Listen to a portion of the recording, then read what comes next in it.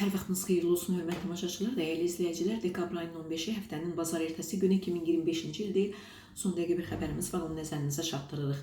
Əmək Məcəlləsinə müəyyən dəyişikliklər edilir və bundan bağlı millət vəkili Vüqar Bayramov açıqlama verib.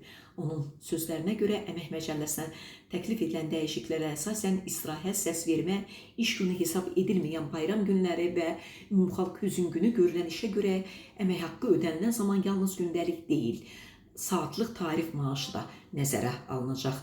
Saatlıq vəzifə maaşının məcəlləyə əlavə edilməsi işçilərin əmək haqlarının qorunması və onların daha yüksək maaşla təmin olunması baxımından vacibidir.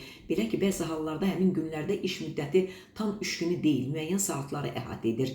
Yeni dəyişiklik bu hallarda praktikada da işçilərə hər saata görə əlavə maaş ödənilməsinə şərait yaradacaq. Əgər işçinin saatlıq tarifi 25 manatdırsa, istirahət, səsvermə, iş günü hesab edilməyən bayram günləri və ümumxalq hüzn günü işləməkdə davam edibsə və 3 saat əlavə işdə olubsa, həmin saatlara görə 75 manat deyil, ən azı 150 manat maaş hesablanacaq. Digər tərəfdən Azərbaycanda saatlıq iş rejiminə keçidin müzakirə olunduğunu da nəzərə alsaq, bu maaş ödənişlərinin beynəlxalq standartlara uyğunlaşmasına imkan verəcək deyə millət vəkili bildirib.